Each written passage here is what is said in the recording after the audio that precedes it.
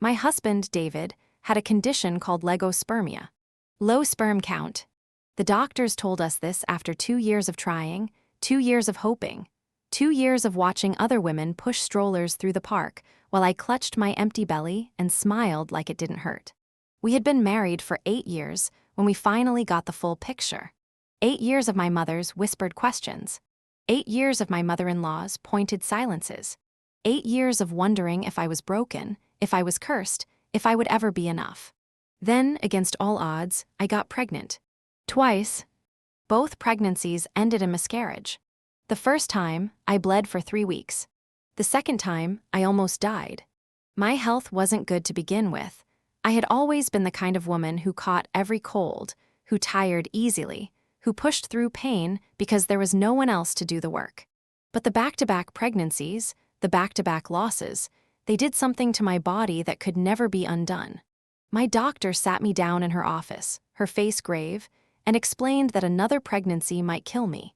After talking it over with David, I had an IUD inserted. No more risks, we agreed.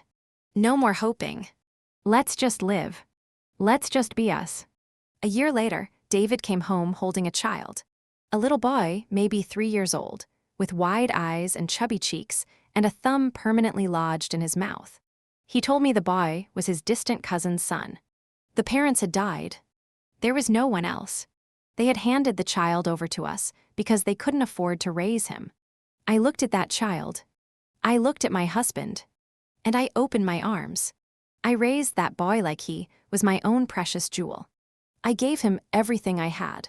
Every penny I earned, every hour I had, every drop of love I possessed, I poured it all into him.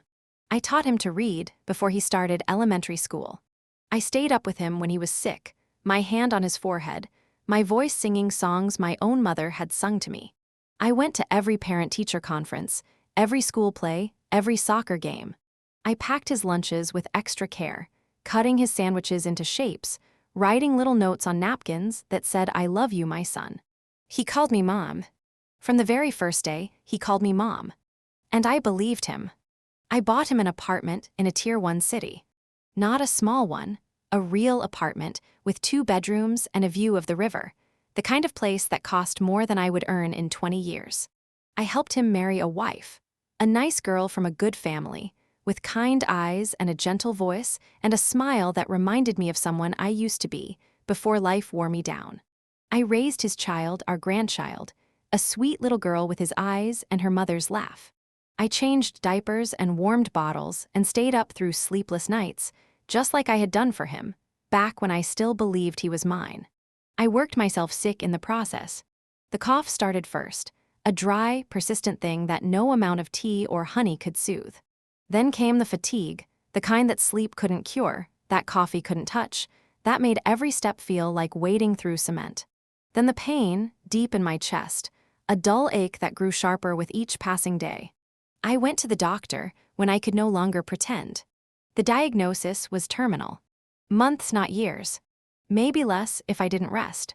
But the treatments were expensive, far beyond what I could afford. I had given everything I had to Mason, my savings, my time, my health. There was nothing left. So I asked. For the first time in my life, I asked for help. "Mason," I said, my voice thin and trembling, "I need money for my treatment. Can you help me?" He looked at me with cold eyes, eyes that didn't belong to the little boy I had raised, the little boy who had called me mommy, the little boy who had picked wildflowers by the roadside and thrust them into my hands like precious treasures. "I don't have any money," he said. "I have a family to support, a family to support." His family. Not me. Never me. Then he came to visit me in the hospital. He wasn't alone. The woman beside him was older than I remembered, her face lined with years of hard living, her eyes sharp and calculating. But I recognized her immediately. David's cousin's widow. The woman who had supposedly given up her child because she couldn't afford to raise him. The woman who had taken my money, taken my husband, taken my life. "Mason," I whispered, looking at the boy, "no, the man I had raised." "Who is this?" He didn't answer. He just looked at me with those cold, empty eyes and said, "Mom, I want you to meet my real mother." Real mother. The words hit me like a physical blow. I couldn't breathe. I couldn't think. I could only stare at him, at the woman beside him, at the cruel symmetry of their faces. The same nose, the same chin, the same coldness in their eyes. David is my real father, Mason continued, his voice flat and emotionless. I was never adopted. I was always his son. You were just someone who raised me, just someone who raised him. 18 years. 18 years of my life, poured into him like water into sand. 18 years of love and sacrifice, and sleepless nights, and empty bank accounts. 18 years of believing I was a mother, believing I had a son, believing my life meant something. And in the end, I was just someone who raised him. The woman, his real mother, stepped closer to my bed. Her smile was sweet and poisonous, like honey laced with arsenic. "Sister-in-law," she said, her voice dripping with false gratitude, "thank you for everything you've done all these years. If you hadn't taken out your salary from over a decade of work, David wouldn't have had the money to set me up with a shop. If you hadn't kept using your salary afterward to support the household and raise the child, David wouldn't have had the spare funds to help me. It's a shame good people don't live long." I was so shocked and angry I couldn't catch my breath. I died with hatred and resentment in my heart. But heaven saw everything. Heaven saw the lies, the betrayal, the 18 years of sacrifice that meant nothing to the people I had given everything for. Heaven saw the way Mason looked at me as I died, cold, empty, indifferent. Heaven saw the way David walked out of that hospital room without a backward glance. Heaven saw everything. And heaven didn't let me reincarnate. It brought me back to life. I opened my eyes. The ceiling above me was cracked, not the hospital ceiling, but the ceiling of my bedroom. The bedroom I had shared with David, in the apartment we had rented before the child came, before everything fell apart. I sat up so fast my head spun. My hands were smooth. Young. The age spots were gone. The arthritis was gone. The thin, papery skin of my final years had been replaced by the firm, healthy flesh of a woman in her prime. I stumbled to the bathroom and looked in the mirror. The woman who stared back at me was me, but 30 years younger. Dark hair, no gray. Bright eyes, no circles underneath. Smooth skin, unlined by decades of worry and exhaustion. I knew this face. I remembered this time. This was the year David brought home the illegitimate child. I was reborn on the very day David brought home that child. Fine then. Let him bring the kid home. Let's see how I raise him this time. Let's see how much money is left in the savings account. Sure, people say they expect nothing in return. They only handed the child over to us because they couldn't afford to raise him. But that doesn't mean we should give endlessly out of kindness. Even if he's just a kid, there should be something. Even a little, right? I smiled slightly. A cold smile. A smile that promised nothing good. This time will be different. This time, I will not be the fool. This time, I will make them all pay. This is my story. The story of my death and my rebirth. The story of how I learned that love without boundaries is not love, it is self-destruction. This is the story of how I took my revenge on David, on May, and on the child who broke my heart. I stood in front of the mirror for a long time, gripping the sink, breathing in short, sharp gasps. The memories of my past life flooded back, not just the broad strokes, but the details. The smell of the hospital room where I died, antiseptic and despair. The sound of Mason's voice when he called that woman mom. The weight of 3 decades of exhaustion pressing down on my chest like a stone. And beneath the memories, beneath the shock and the confusion and the disbelief, something else stirred. Something cold. Something calculating. Something that felt like revenge.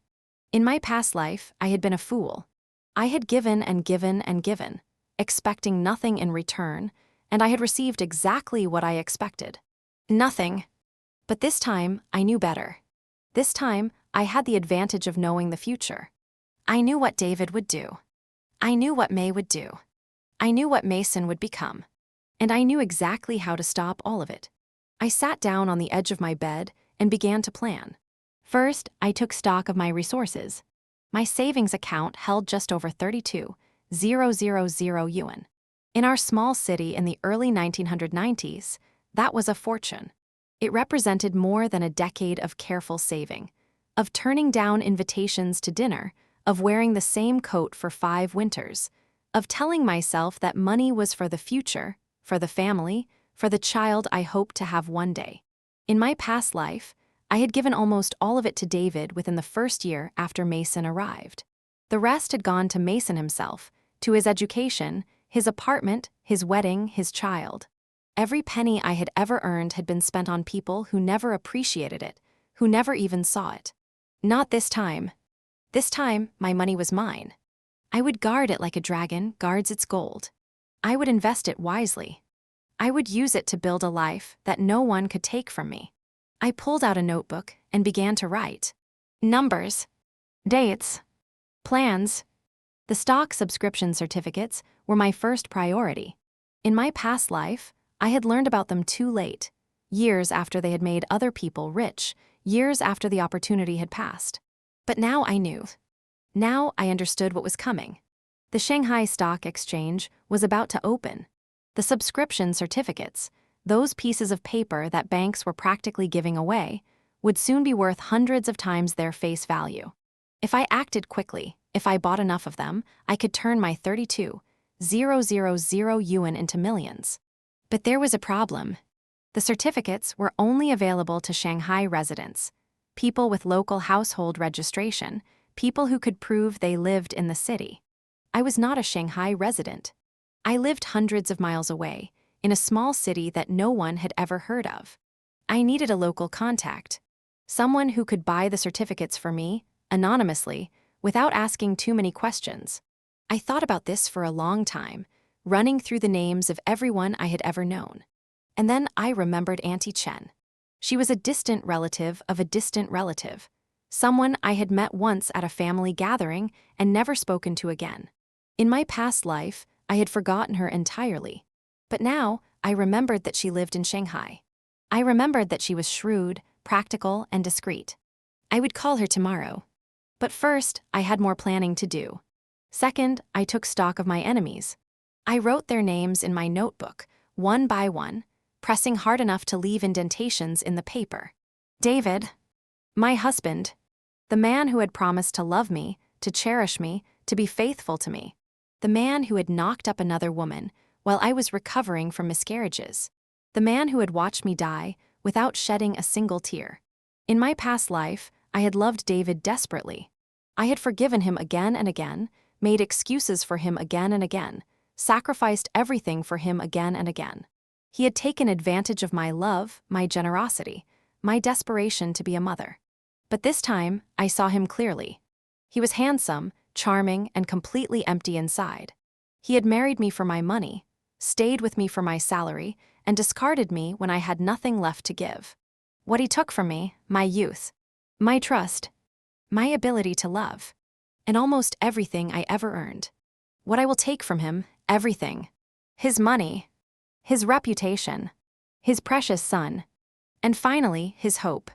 May, David's cousin's widow, his mistress, the mother of his child, the woman who had sat back for 18 years, spending my money, living in the house I paid for, raising the child I raised, all while laughing at me behind my back. I had never hated anyone the way I hated May. She was the one who had come up with the plan, I was sure of it. The fake adoption, the sob story about dead parents, the endless requests for money disguised as pleas for help.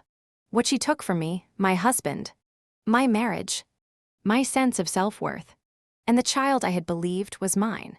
What I will take from her, her security, her comfort, the life she stole from me. Every single thing David ever gave her, I will take it back. Mason, the child I had raised, the boy I had loved, the young man who had stood at my bedside and watched me die with cold, empty eyes. This was the one that hurt the most. The one that kept me awake at night, staring at the ceiling, my hands clenched into fists. Because I had loved Mason. I had loved him with every fiber of my being. I had poured my entire soul into him, and he had thrown it all away like garbage. What he took from me, 18 years of my life. Every ounce of motherly love I had to give. And the peace of knowing I had raised a good person. What I will take from him, his future. The life I built for him in my past life, that life will never exist. He will have nothing from me. Not a single penny. Not a moment of my time. Not a drop of my love. Let David and May raise him.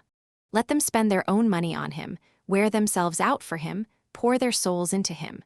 And then let them watch as he turns out exactly like them, cold, selfish, incapable of love. Because children learn from their parents. And Mason's parents were liars and thieves. Third, I took stock of my goals. I wanted justice. Not the abstract kind, the real kind. I wanted David to suffer the way I had suffered. I wanted May to lose everything she had gained. I wanted Mason to understand what he had thrown away. But more than that, more than revenge, more than justice, I wanted to live. In my past life, I had spent 37 years giving. Giving my money, my time, my health, my youth. Giving to people who didn't deserve it, who didn't appreciate it, who didn't even see it. This time, I would give to myself. This time, I would build a life that was mine. This time, I would be happy. I wrote down my plan in careful detail. Phase 1, refuse to take the child. Let David know that I know the truth. Begin divorce proceedings. Phase 2, secure my finances. Move my savings to an account David cannot access. Invest in stock subscription certificates. Phase 3, finalize the divorce. Take everything I am entitled to, the apartment, the savings, the future. Phase 4, build my new life. Invest in real estate. Pursue my career. Find happiness on my own terms. Phase 5, watch from afar as David and May destroy each other. Because without my money to prop them up, without my labor to support them, they will crumble. I closed my notebook and set it aside. The morning sun was just beginning to filter through the curtains. I had been planning all night and I was exhausted, but it was a good exhaustion. The exhaustion of purpose, not despair. Today, David would bring home the child. Today, everything would change. And this time, I would be the one in control. The hours passed slowly. I went through my morning routine mechanically, shower, breakfast, dressing for work, but my mind was elsewhere. I kept glancing at the clock, counting down the hours until David would come home. At school, I taught my classes as usual. The children were noisy and restless, as they always were, but I barely noticed. My body was there, going through the motions, but my mind was back in that hospital room, watching May smile, watching Mason turn away, watching my own heart stop. During lunch break, one of my colleagues asked if I was feeling well. "You look pale," she said, concerned. "Are you getting enough sleep?" "I'm fine," I said. "Just tired," she didn't push. No one ever pushed. That was one of the things I had learned in my past life. People saw what they wanted to see. They didn't want to know the truth. They didn't want to get involved. I was alone. I had always been alone. And this time, I was grateful for it. Because being alone meant I had no one to answer to. No one to consult. No one to hold me back. At 3:30 p.m., the school day ended.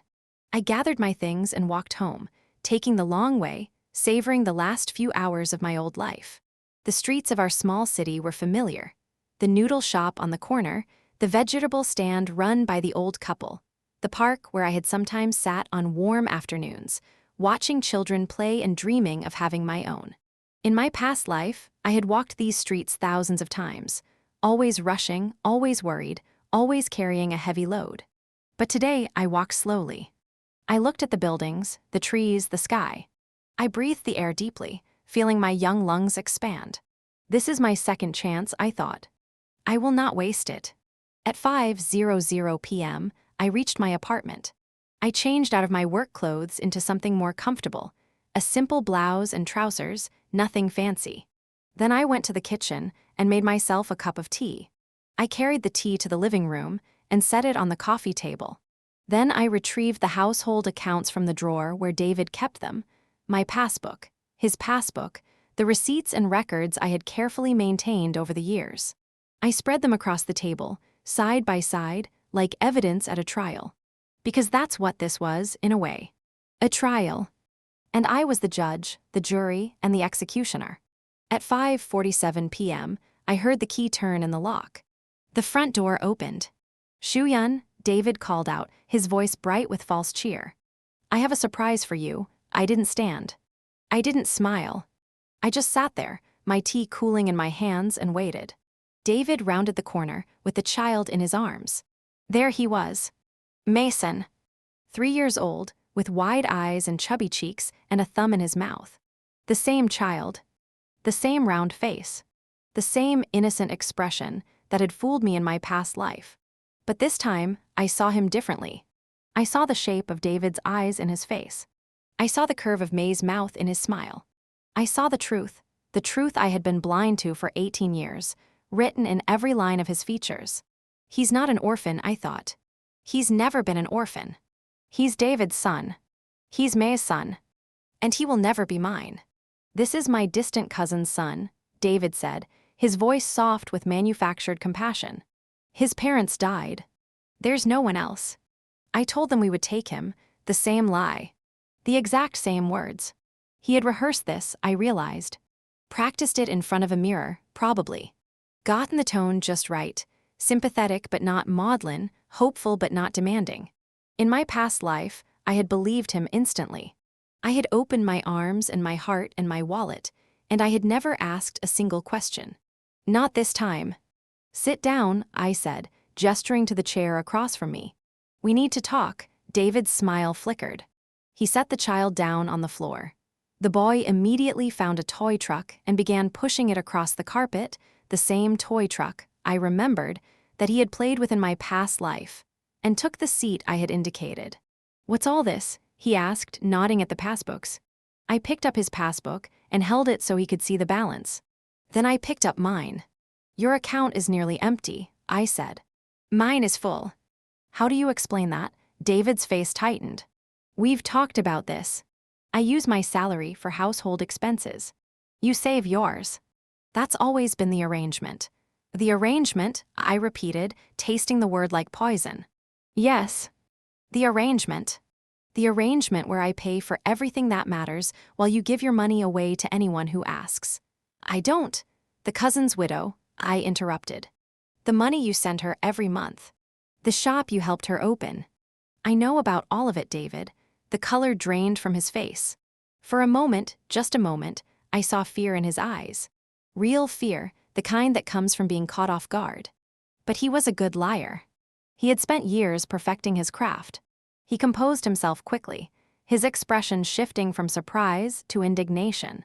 I don't know what you're talking about, he said, his voice carefully controlled. I send money to my cousin's family because they're struggling. You knew that. You agreed to it. I agreed to help a child, I said, gesturing at the little boy who was now pushing his truck under the couch. I didn't agree to finance your mistress. David's chair scraped against the floor as he stood up, his face flushing with anger. That's enough. You're being ridiculous. Am I? I stood up too, meeting his gaze without flinching. Then prove it. Give me the child's birth certificate. Give me the adoption papers. Give me anything that proves this child is actually your cousin's son and not your own. David opened his mouth, then closed it. His eyes darted back and forth, to me, to the child, to the door, calculating, always calculating.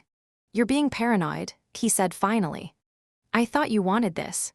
I thought you wanted to be a mother. I did want to be a mother. The words caught in my throat. It was true. In my past life, I had wanted nothing more than to be a mother. The miscarriages, the Iyad, the years of hoping and praying, they had left a hole in my heart that I had tried to fill with Mason. But Mason was never mine. He was never going to be mine. And I had been a fool to think otherwise. I did want to be a mother, I said quietly. But not like this. Not with lies. Not with betrayal. I walked to the door and opened it. Take the child back, I said. We're not keeping him. David didn't move. For a long moment, he just stood there, staring at me, his face a mask of conflicting emotions. Anger, frustration, fear, and something else, something I recognized from my past life, though I had never seen it so clearly before. Calculation. He was calculating, weighing his options, trying to figure out how to manipulate me into doing what he wanted. You can't be serious, he said finally. We already told them we would take him. We can't just, you can, I interrupted. You can tell them that I changed my mind. That I'm not ready. That we need more time. Make up whatever excuse you want. I don't care, his eyes narrowed. What about the cooperative housing? We need the deposit money by next week. If you don't help with the child, I'll have to use the deposit to support him. You'll lose the apartment. There it was. The threat. The manipulation. The subtle implication that if I didn't go along with what he wanted, he would make sure I lost everything. In my past life, I had crumbled at this kind of pressure. I had given in, given up, given away. Not this time. Then use it, I said. Use the deposit. Use the money. I don't care, David's jaw dropped. You don't care. You've been talking about that apartment for years. You've been saving for it. And now you're just going to let it go. I'm not letting it go, I said. You are. If you choose to spend the money on this child instead of our future, that's your choice. But I won't be part of it. David's face contorted with rage. For a moment, I thought he might hit me. He had never hit me before, not in either of my lives, but there was something in his eyes that looked like violence. Then the child cried out, a sharp, startled sound, and the moment passed. Fine, David spat. Fine. But don't come crying to me when you're old and alone and no one wants you. He scooped up the child, who was crying now, his face red, his little fists flailing, and walked out the door. I closed it behind him, leaned against it, and let out a breath I hadn't realized I was holding. My hands were shaking. My heart was pounding. But beneath the fear, beneath the adrenaline, I felt something else. Triumph. I had won the first battle. If you've enjoyed walking this path of revenge and rebirth with Reborn English drama, please show some love by hitting that like button and subscribing to the channel. Your support is the fuel that keeps these stories alive, and it would mean the world to me to have you here when we return next stories. David didn't come home that night, or the next night, or the night after that. I didn't call him. I didn't go looking for him. I didn't ask his parents or his friends or his colleagues where he was. I simply went about my life, teaching my classes, grading my papers, cooking my meals, sleeping in my bed, and waited. On the fourth day, I received a letter. It was from David's parents, delivered by hand. The envelope was thick and heavy, like it contained something more than just paper. I recognized my mother-in-law's handwriting, the sharp, angular strokes of a woman who had never approved of me. I opened it in the kitchen, standing by the window, the afternoon light falling across the pages. Dear Shu-yun, we are disappointed in you. David has told us about your refusal to take in the child, and we cannot understand your behavior. This child is family. He has no one else. How can you turn your back on him? We have always thought of you as a daughter. We have always supported you and David in your marriage. But this is unacceptable. You need to think about your future. You need to think about what kind of person you want to be. A woman who abandons a child is not a good woman. A wife who does not support her husband is not a good wife. You are selfish, Shu-yun. You are thinking only of yourself. We hope you will come to your senses. We hope you will do the right thing. If you do not, we will have no choice but to reconsider our relationship with you. With disappointment, father and mother, I read the letter twice. Then I folded it carefully, placed it back in the envelope, and set it on the counter. They knew, I thought. They knew the truth about the child. They knew David was the father. And they still expected me to raise him. In my past life, I had received a similar letter. I had cried over it.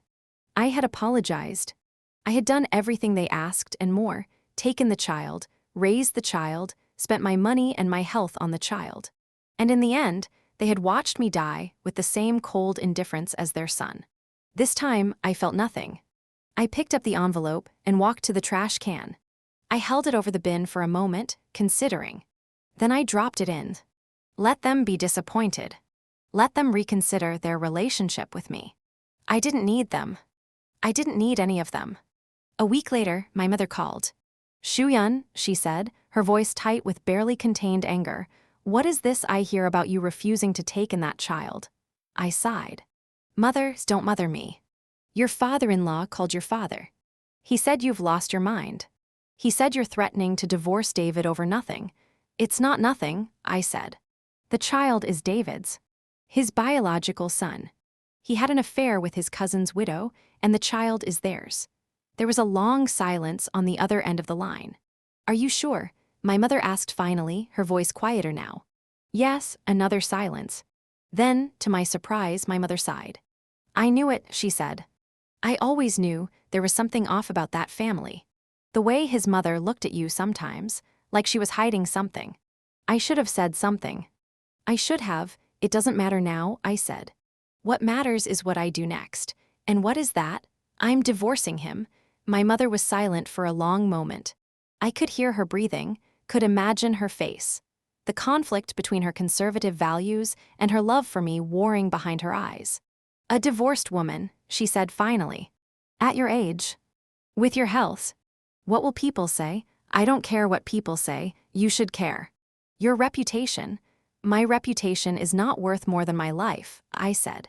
"Mother, I almost died in my past." I stopped myself. I couldn't tell her about the rebirth. She would never believe me. "I almost lost myself in this marriage," I said instead. "I can't do it anymore." "I won't." Another long silence. "Fine," my mother said finally. "Fine. Do what you have to do. But don't expect me to approve." "I don't need your approval," I said. "I just need you to let me live my own life." She hung up without saying goodbye. The divorce was finalized 3 months later. It was messier than I had hoped. David fought me on everything: the apartment, the savings, even the furniture. He hired a lawyer, a smooth-talking man in an expensive suit, and tried to paint me as unstable, hysterical, unfit. But I had evidence. I had the paternity test results, which I had obtained from a hospital in the neighboring city. I had gone there alone, under a fake name, and paid extra for expedited processing. The results were clear. David was the father of the child. I had bank records showing the money David had sent to May over the years. Small amounts at first, then larger. Regular as clockwork, every month, without fail. I had a witness, a former co-worker of David's who had seen him with May, who had heard him talk about her, who was willing to testify in exchange for a small payment. In the end, David's lawyer advised him to settle. David walked away with nothing but his clothes and his car. The apartment was mine. The savings were mine. The future was mine. And the child, Mason, was his. I watched David walk out of the courthouse, his shoulders slumped, his face gray. May was waiting for him in the parking lot, her arms crossed, her expression furious. They argued. I could see their mouths moving, their hands gesturing, but I couldn't hear the words. I didn't need to. I knew what they were saying. She was angry that he had lost everything. He was angry that she had cost him everything. They would blame each other, fight with each other, resent each other. And eventually, they would turn on each other. I turned away and walked in the opposite direction, toward the bus stop, toward my new life. A week after the divorce was finalized, I took the train to Shanghai. The journey took 12 hours. I sat by the window, watching the countryside roll past. Green fields, small villages, factories belching smoke into the gray sky. In my past life, I had taken this same train dozens of times. Always rushing, always worried, always too busy to look out the window. This time I looked. This time, I let myself enjoy the journey. I arrived in Shanghai late at night. The city was different from how I remembered it. Smaller, quieter, less crowded. This was before the boom, before the skyscrapers and the shopping malls, and the millions of migrants flooding in from the countryside. This was Shanghai on the edge of transformation, and I was here just in time. I checked into a small hotel near the train station, nothing fancy, just a clean room with a bed and a bathroom. I slept soundly for the first time in weeks. The next morning, I called Auntie Chen. I had looked up her number before leaving home. She was listed in the phone book under her husband's name. I dialed from a payphone on the street corner, my heart pounding. "Hello," her voice was rough, suspicious. "Auntie Chen," I said. "This is Shu-yun. We met at my cousin's wedding 7 years ago." "I'm a friend of your niece." "I remember you," she interrupted. "The teacher. The one who married that handsome man. That's me. What do you want?" I took a deep breath. "I need a favor." "I'll pay you for your time." There was a pause. "Then, what kind of favor?" "I need you to buy something for me at a bank. Stock subscription certificates. You don't need to use your name. Just tell them they're return gifts for a birthday banquet." Auntie Chen laughed, a sharp, knowing sound. You want me to lie to a bank? I want you to help me make some money, I said. And I'll make it worth your while. We negotiated for an hour. She was shrewd, Auntie Chen, and she drove a hard bargain. In the end, we agreed on 15% of the profits. It was more than I wanted to give, but it was the only way. Meet me at the Bank of China on Nanjing Road at 2 o'clock, she said.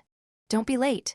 The Bank of China on Nanjing Road was a grand building, all marble and brass and high ceilings.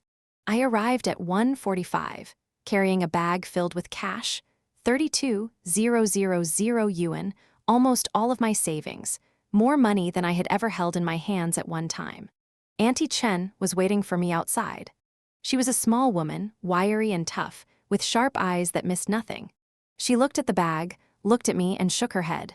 You're either very smart or very stupid, she said. I haven't decided which. Neither have I admitted. But we're about to find out. We went into the bank together. The line was long, dozens of people waiting to deposit money, withdraw money, do the ordinary business of their lives. Auntie Chen joined the line while I hung back, pretending to study a poster about savings accounts. When she reached the front, I watched her lean toward the teller, watched her mouth move, watched her tell the story. Birthday banquet, return gifts, didn't need to fill in personal identification. Thank you very much. The teller looked bored. She shrugged, reached under the counter, and handed Auntie Chen a thick stack of certificates. Just like that, I had bought my future. The stock subscription certificates sat in a drawer in my bedroom for 2 years. I checked on them sometimes, when I was feeling anxious or uncertain. They were just pieces of paper, ordinary, unremarkable, worth nothing more than the price I had paid for them. But I knew what they would become. I knew that when the stock exchange opened, when the certificates were converted into shares, when the market exploded, I would be rich. In the meantime, I lived simply. I continued teaching at the same school, though I moved to a smaller apartment, a one-bedroom place closer to work, easier to maintain. I didn't need much space. I didn't need much of anything, really. Just a place to sleep, a place to read, a place to be alone. I saved my salary. I invested small amounts in the stock market, following tips I remembered from my past life. I bought a small apartment in Shanghai with some of my savings, not the Tier 1 city property I would later own, but a start. A foundation. And I waited. When the stock exchange finally opened, I was ready. The subscription certificates I had bought for practically nothing were now worth millions. I sold some, kept others, reinvested the profits into real estate. Apartments in Shanghai. Storefronts in Beijing. Commercial properties in Shenzhen. Within 5 years, I was wealthy beyond my wildest dreams. But I didn't stop teaching. I loved my work, loved the children, loved the books, loved the quiet satisfaction of watching a student understand something for the first time. I just didn't let it consume me anymore. I went home at 5. I took weekends off. I traveled during summer break, to Beijing, to Xi'an, to places I had never seen and never thought I would see. I was alone, yes. But alone wasn't the same as lonely. Alone was peaceful. Alone was safe. Alone was mine. I heard things about David, of course. Gossip traveled fast in a small city, and I still had friends who kept me informed. He had married May, as I knew he would. They had moved into a bigger house, the one that David's parents had left him after his father died. He had quit his government job and opened a business, some kind of import-export thing that no one quite understood. He was doing well, people said. He had finally found happiness. I didn't care. Let him be happy. Let him have his money, and his wife and his son, and his big house. None of it mattered to me. But I watched. I listened. I waited. Because I knew that David and May would destroy each other. They were both selfish, both greedy, both incapable of true love. Without my money to prop them up, without my labor to support them, they would crumble. And they did. It started slowly. Small fights, people said. Arguments about money. Arguments about the child. Arguments about the business. Then the business started to fail. David had overextended himself, borrowed too much, invested in risky ventures that didn't pan out. May, I heard, was furious. She had married him expecting a comfortable life, and instead she was getting debt and stress and a husband who drank too much. By the time Mason was 10, the marriage was barely hanging on. By the time he was 15, David and May were living in separate rooms, speaking to each other only through their son. And Mason was growing up in a house full of resentment and anger. He was learning from his parents, learning to lie, to manipulate, to use people. He was becoming exactly the kind of person I knew he would become. I felt no satisfaction in this. No joy. Just a quiet, weary confirmation that I had been right. People don't change. Not really. I met Ethan when I was 42. He was a soldier, quiet, steady, the kind of man who didn't say much but meant everything he said. We met at a mixer between my publishing house and the military. I hadn't wanted to go. My colleagues had dragged me, insisting that I needed to get out more, meet people, stop being such a recluse. "You're too young to be a hermit," my supervisor had said, pushing me out the door. "Go. Have fun. Talk to someone who isn't a book," so I went. The mixer was held in a large hall, decorated with banners and streamers, and the flags of both our organizations. There were dozens of people, soldiers in uniform, publishers in suits, a handful of women like me who had been dragged along against their will. I stood by the wall, nursing a glass of wine, and watched. That's when I saw him. He was standing across the room, talking to another soldier. He was tall, taller than most of the men around him, with broad shoulders and a narrow waist, and the kind of posture that came from years of military discipline. His face was angular, handsome in a severe way, with high cheekbones and a strong jaw. But it was his eyes that caught my attention. They were dark, intense, and when he looked at me, across the room, through the crowd, as if no one else existed, I felt something I hadn't felt in years. Interest. Not the hungry, desperate interest of a man looking for a wife. Not the calculating interest of a man looking for money. Just interest. Curiosity. The sense that he saw me, really saw me, and wanted to know more. I looked away first. I wasn't ready for this. Wasn't ready to open my heart again, to trust again, to risk being hurt again. But he didn't let me look away. He crossed the room, through the crowd, past the other guests, ignoring everyone who tried to talk to him, and stopped in front of me. "I'm Ethan," he said. "What's your name?" "Shu-yun," I said. "Shu-yun," he repeated, as if tasting the word. "That's a beautiful name." I laughed, a short, surprised sound. "It's just a name."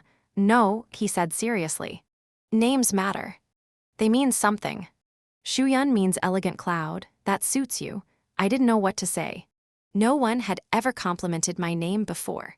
No one had ever looked at me the way he was looking at me now, like I was something precious, something rare, something worth protecting. "Why are you here?" I asked. "At this mixer, I mean." "You don't seem like the type." "I'm not," he said. "My commanding officer made me come. Said I needed to socialize more." He made air quotes with his fingers, and I laughed again. "I was forced to," I said. "My supervisor said I needed to talk to someone who isn't a book." Ethan's lips twitched, almost a smile. "Books are better than most people." "Much better," I agreed. We talked for the rest of the night. Not about anything important, books, movies, the weather, our jobs. But the conversation flowed easily, naturally, without the awkward pauses and forced laughter that usually accompanied these kinds of events. When the mixer ended, Ethan walked me to the door. "Can I see you again?" he asked. I hesitated. In my past life, I would have said yes without thinking. I would have thrown myself into a new relationship, the way I had thrown myself into everything, desperately, completely, without regard for my own well-being. But this was a new life. A new me. "Maybe," I said. "Ask me again next week." He nodded. "I will," and he did. We dated for a year before he proposed. It wasn't a grand romance. Ethan wasn't the type for grand gestures.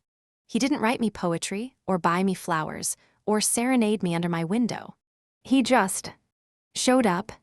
Every day. Reliably. Steadily. He picked me up from work when it was raining. He remembered how I took my tea. He listened when I talked, really listened, and remembered the things I said. In my past life, I would have found him boring. I had been drawn to David's charm, his wit, his ability to make me feel special. But charm and wit and feeling special hadn't saved me. They hadn't protected me. They hadn't loved me. Ethan wasn't charming. He wasn't witty. He didn't know how to make me feel special. But he was honest. He was loyal. He was kind. And that, I had learned, was worth more than all the charm in the world. I can't promise to love you the way you deserve, he said when he proposed, down on one knee in my living room, a simple gold band in his hand. I've lost someone before. Someone I loved very much. That loss changed me. I'm not the man I used to be. I know, I said. But I can promise to never lie to you. I can promise to always be there when you need me. I can promise to protect you no matter what. I looked at him, at his earnest face, his honest eyes, his steady hands, and I thought about David. About the lies, the betrayals, the way he had watched me die. Ethan would never do that. Ethan would never lie to me, or betray me, or abandon me. Ethan would hold my hand when I was dying, and he would cry when I was gone. Yes, I said. I'll marry you. I got pregnant a year after the wedding. I was 43, old by the standards of the time to be having a first child. The pregnancy was hard. My body, never strong, struggled with the weight of new life. There were complications, scares, nights in the hospital when I wasn't sure I would make it. But I did make it. And on a cold winter morning, I gave birth to a daughter. Julian. I named her myself, over Ethan's objections. He had wanted to name her Emery, after his dead fiancé, I later learned. We fought about it bitterly, and for a moment I thought the marriage might end before it truly began. She's my daughter, I said finally. I carried her for 9 months. I almost died bringing her into the world. I get to name her. Ethan looked at me for a long moment. I could see the conflict in his eyes, the love he still felt for the woman he had lost, the duty he felt to honor her memory. Julian, he said finally, testing the name on his tongue. What does it mean? It means young and vital, I said.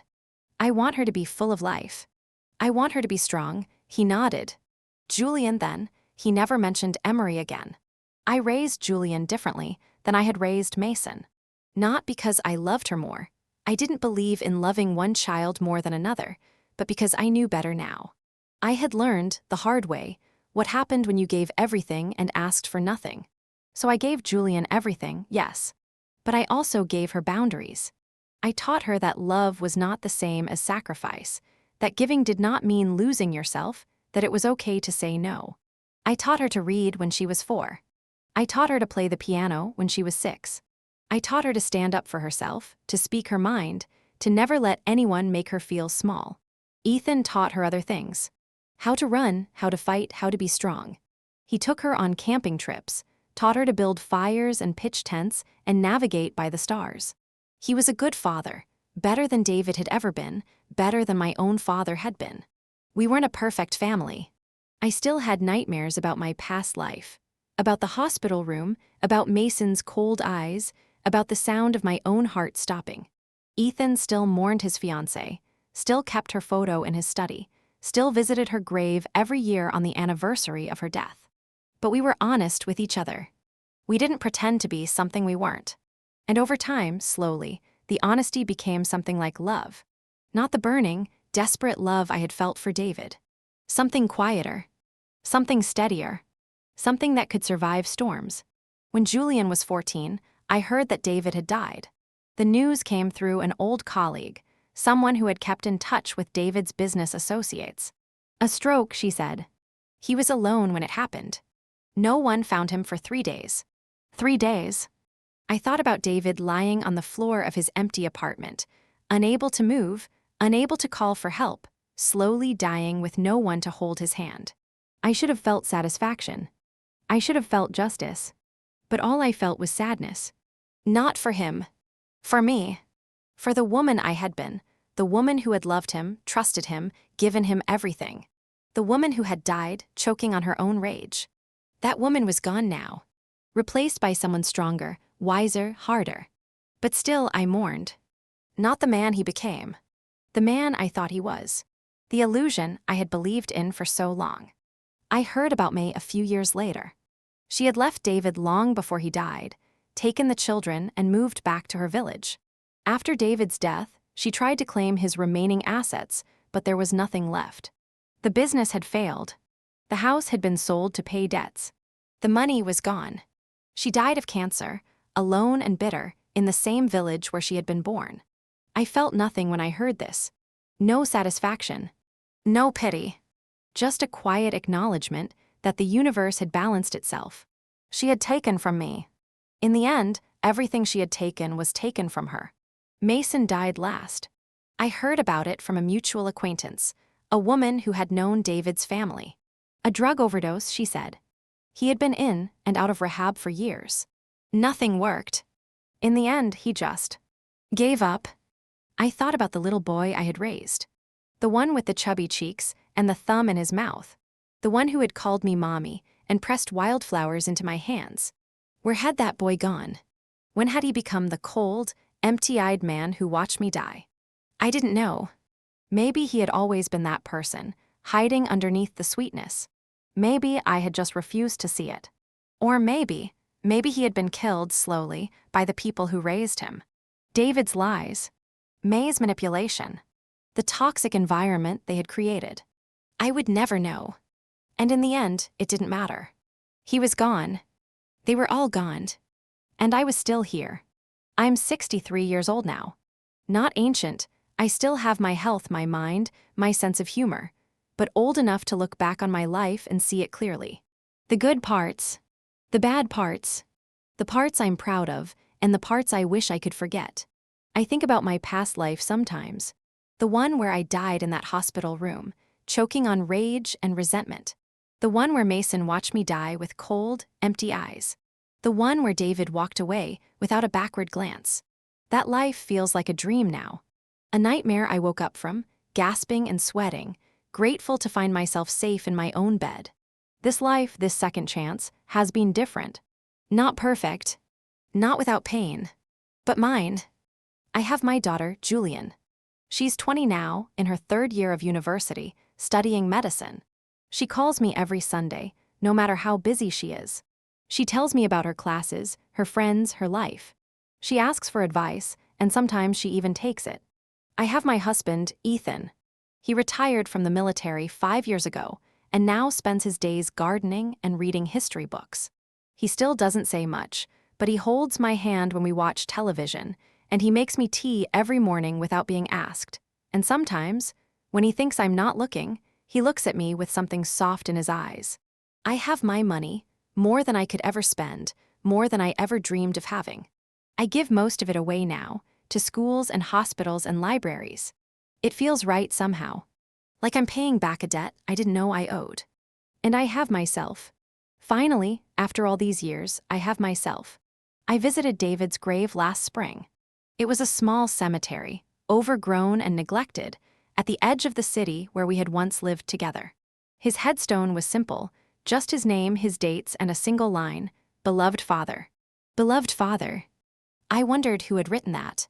Not May, she had been dead for years. Not Mason, he was dead too, buried somewhere else, in a grave I had never visited. Maybe no one. Maybe the cemetery had just put those words there, as a kindness to the dead, because every dead person deserved to be remembered as something. I knelt in front of the grave and placed a small bouquet of flowers on the stone. White chrysanthemums, the traditional flower for mourning. I forgive you, I said quietly. I don't know why. I don't know how. But I forgive you. The wind blew through the cemetery, rustling the leaves of the old trees. A bird sang somewhere in the distance. I stood up, brushed the dirt from my knees, and walked away. I didn't look back. People sometimes ask me if I regret anything. The answer is yes. Of course. I regret the years I wasted on people who didn't deserve me. I regret the love I poured into a child who would never love me back. I regret the sacrifices I made for a husband who was using me from the very beginning. But I also know that those regrets made me who I am. The pain, the betrayal, the death, they shaped me. They taught me. They gave me the strength to build a better life. I don't believe in fate. I don't believe that everything happens for a reason. I believe that life is random and cruel and unfair, and that the only thing you can control is how you respond. I responded by surviving, by thriving, by refusing to let them destroy me. And in the end, that was the best revenge of all. If you've enjoyed walking this path of revenge and rebirth with Reborn English drama, please show some love by hitting that like button and subscribing to the channel. Your support is the fuel that keeps these stories alive, and it would mean the world to me to have you here when we return next stories. Thank you for listening, and I'll see you in the next day.